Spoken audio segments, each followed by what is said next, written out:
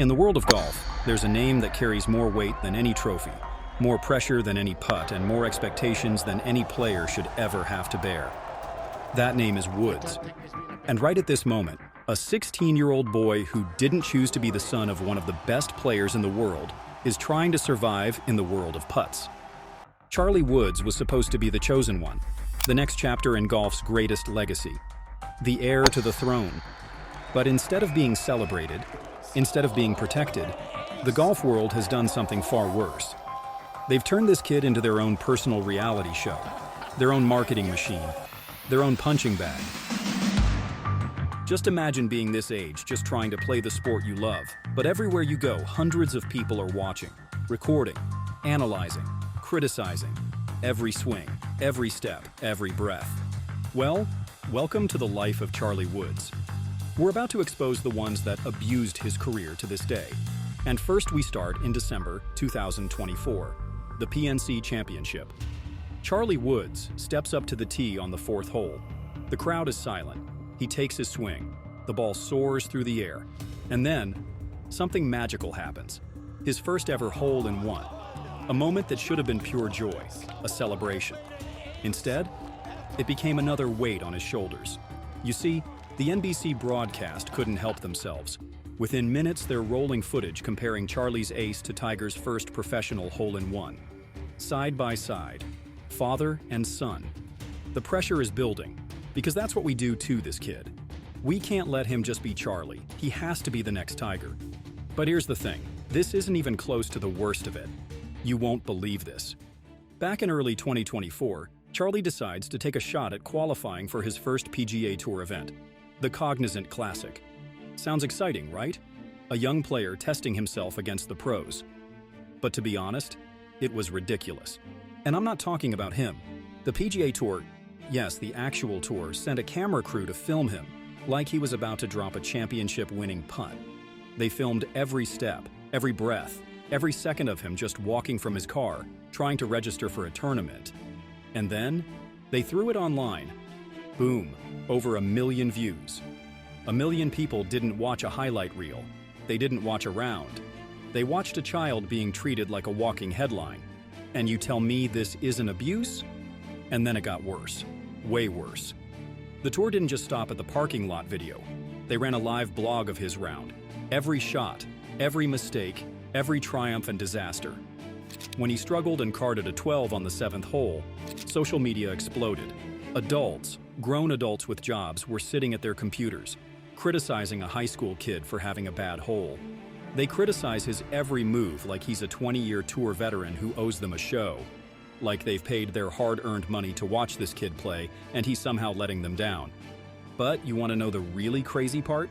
Charlie Woods isn't even ranked in the top junior golfers. He's number 713 in the American Junior Golf Association rankings. Let that sink in. Yet, the media treats him like he's already won 5 majors. Because guess what? His name means clicks. His face means views. Every article about Charlie, every video, and every social post is guaranteed engagement. It's an absolute media circus. Which brings us to last December, when a clothing company called Grayson Clothier couldn't wait to announce Charlie as their newest brand ambassador. They reposted an Instagram story welcoming him to the family. One small problem, there was no deal. None. They had to delete the post. Can you imagine? A major company so desperate to be associated with a 15-year-old that they jumped the gun on an announcement that wasn't even real. After that embarrassing mishap, Charlie started showing up in different brands. Nike one day, his dad's Sunday read the next, Titleist caps in between. The kid can't even choose what to wear without it becoming international news. And that was just the beginning of the sponsorship circus. Every major brand in golf has been circling like vultures, waiting to claim their piece of the Woods legacy. And yes, Nike, Grayson, Sunday Red, they're all watching his every move. Golf websites track his outfit changes like they're breaking news. Charlie Woods spotted in Nike shoes. Woods Jr. switches to Titleist cap. We're literally writing headlines about a teenager's wardrobe choices.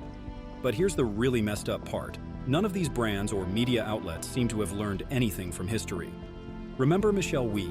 She was exactly Charlie's age when Nike signed her to a massive multi-million-dollar deal, making her one of the youngest athletes ever to land such a contract. The pressure was insane. The expectations? Through the roof. She wasn't just a golfer anymore, she was a marketing machine. Nike plastered her face everywhere, selling her as the next Tiger Woods of women's golf. And what happened? The pressure crushed her. Her career took hit after hit as injuries, media scrutiny, and constant expectations weighed her down. But hey, Nike got what they wanted. They broke into the Asian market with their young Korean-American star. The brand won. The player? Not so much.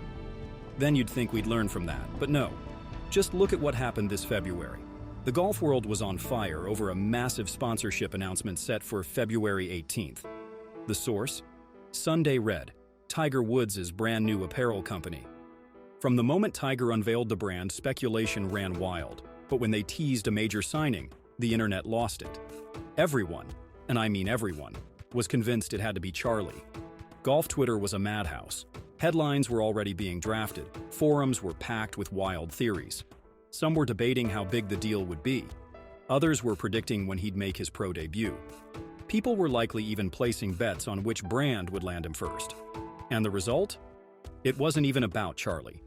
The announcement was for Carl Phillips. A great signing, sure, but to some people, that wasn't the story.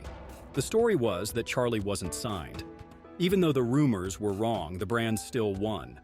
All that speculation, all those articles, all that social media buzz, that's free marketing, baby. These companies are literally profiting off rumors about a 16-year-old kid. They don't even need to sign him to get value. And just like that, Charlie Woods was back in the headlines, not because of what he did, but because of what he didn't do. The really heartbreaking part, Charlie's actually a good player. He helped his high school, the Benjamin School, win a state team title in 2023. He won the South Florida PGA Junior Cup. Real achievements that should be celebrated on their own merit. Instead, every victory comes with a caveat. Every accomplishment is measured against his father's shadow. So, want to know how bad the pressure really is? Let me take you to the U.S. Junior Amateur last summer. This tournament means something special to the Woods family.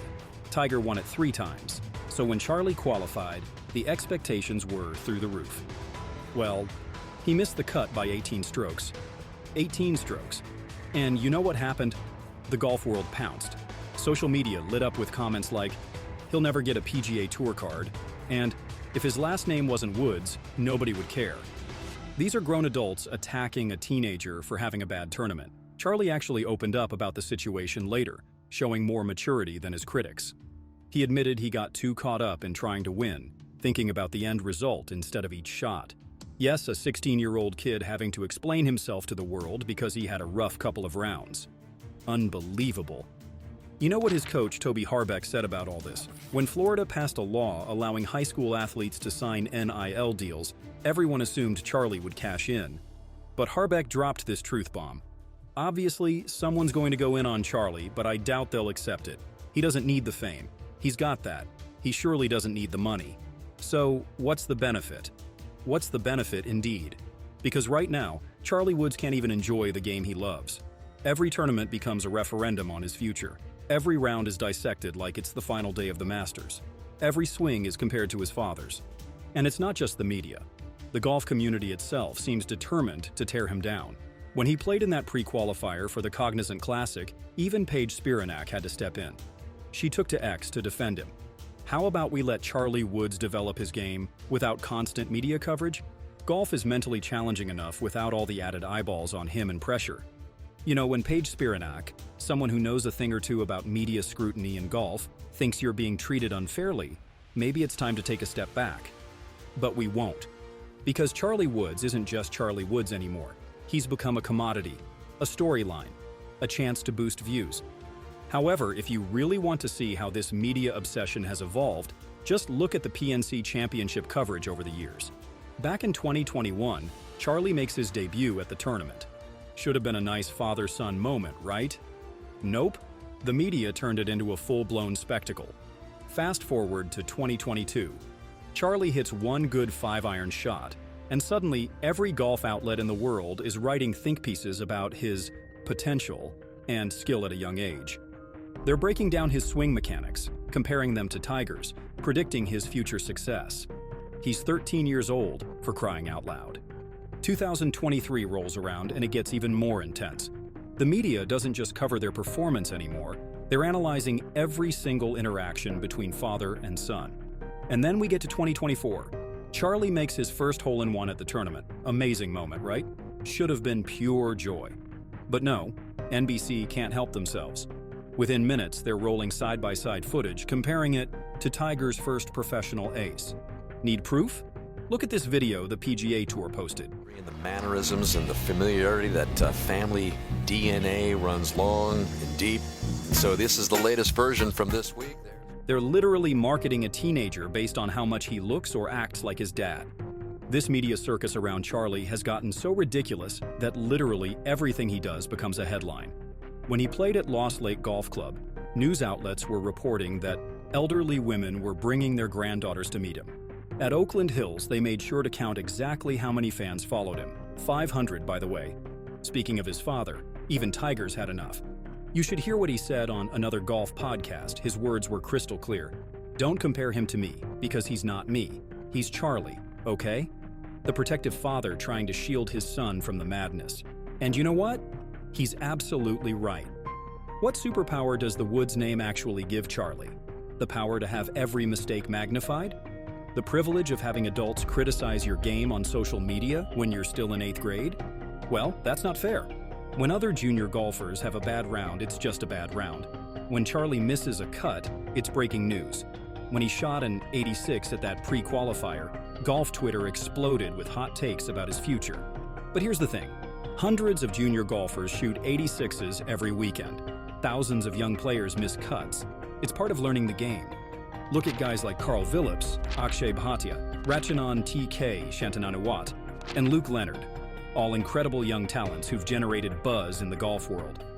But when they had rough tournaments or missed cuts, cricket sounds, when they changed their equipment or clothing, nobody batted an eye. They got to develop their game without millions of eyes watching their every move. But Charlie, he doesn't get that luxury. He doesn't get to fail in private like everyone else. Every stumble, every missed putt, every bad hole becomes fodder for social media experts to question his entire future in the game. What if he doesn't want to be the next Tiger Woods? What if he doesn't even want to go pro? What if, after years of this relentless pressure, this constant scrutiny, this endless comparison, Charlie Woods just wants to be Charlie Woods? But we're not ready for that conversation, are we? Now, after everything we've talked about, we have to give Charlie some credit. Because for all the pressure, the expectations, and the madness surrounding his name, the kid can play. And when he finally gets the chance to just be a golfer, not a headline, not a storyline, but a golfer, he reminds everyone exactly why people are watching in the first place. Take this moment. Charlie Woods steps up to the par 3 fourth hole with a 7-iron in hand. The cameras are rolling, the eyes of the golf world locked on him. He doesn't hesitate. One smooth swing, crisp contact, pure. The ball takes off, cutting through the air with perfect trajectory, heading straight for the green. But Charlie? He doesn't even watch. Before the ball lands, before it even gets close to the hole, he's already turned away, casually walking toward his bag like it's just another shot. No reaction, no excitement, just business as usual. And then boom, a sudden roar from the crowd, a sound that made him stop in his tracks. He turns back, confused for half a second, until he sees it. His ball? Gone. Disappeared. Sunk. A hole-in-one. His first ever. Charlie's eyes go wide. A stunned grin creeps across his face as it finally registers. And Tiger? He spreads his arms wide, a huge smile breaking across his face as he rushes toward his son. No words, just pure emotion. He wraps Charlie in a massive bear hug, lifting him slightly off the ground as the crowd erupts around them. For once, it wasn't about the pressure, it wasn't about expectations, it wasn't about living up to a name.